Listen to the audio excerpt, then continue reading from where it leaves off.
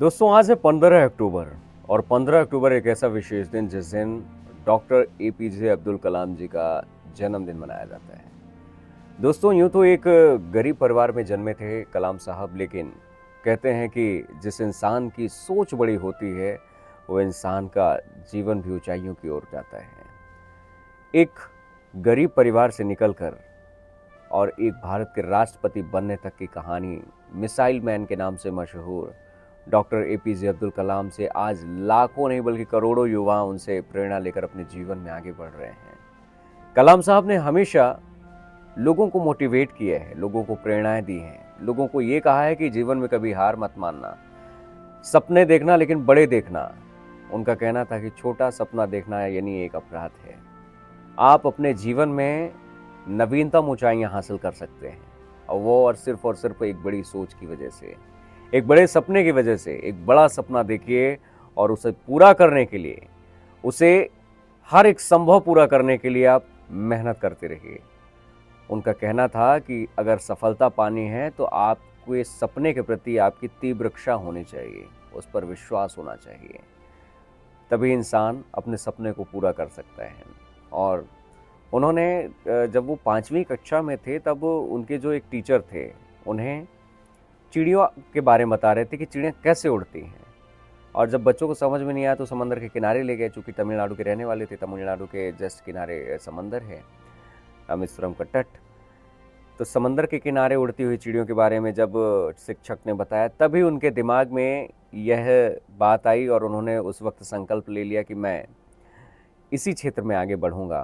और उन्होंने missile man के नाम से वो जाने गए, मिसाइल का आविष्कार किया। तो दोस्तों कहते हैं ना कि एक छोटी सी घटना आपके जीवन में कितना बड़ा बदलाव ला सकती है। यह अगर हम सीख सकते हैं तो एपीजे अब्दुल कलाम जी के जीवन से हम बहुत कुछ सीख सकते हैं।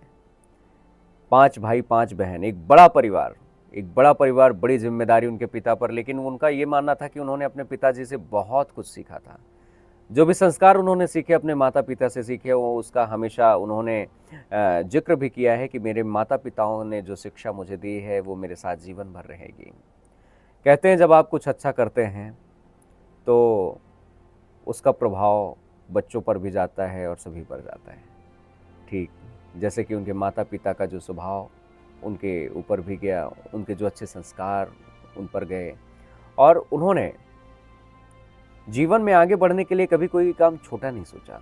उन्होंने बचपन में अखबार भी बेचा, जिसे हम न्यूज़पेपर कहते हैं, न्यूज़पेपर बांटने का काम भी उन्होंने किया है। लेकिन कहते हैं कि जिस इंसान के सपने बड़े होते हैं वो इंसान सपनों को पूरा करने के लिए कुछ भी कर सकता है। ठीक वही लगन और वही उनके अंदर लालसा थी कि जीवन में आगे बढ़ना है, चाहे परिस्थितियाँ कितनी भी विषम क्यों ना हो।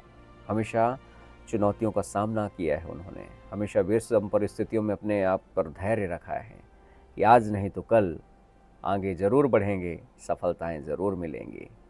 निश्चित रूप से आज हम भले ही उनका जन्मदिन मना रहे हैं, लेकिन कहीं ना कहीं देखा जाए तो कि उनके जीवन से हमने बहुत कुछ सीखा भी है और सीखते रहना चाहिए।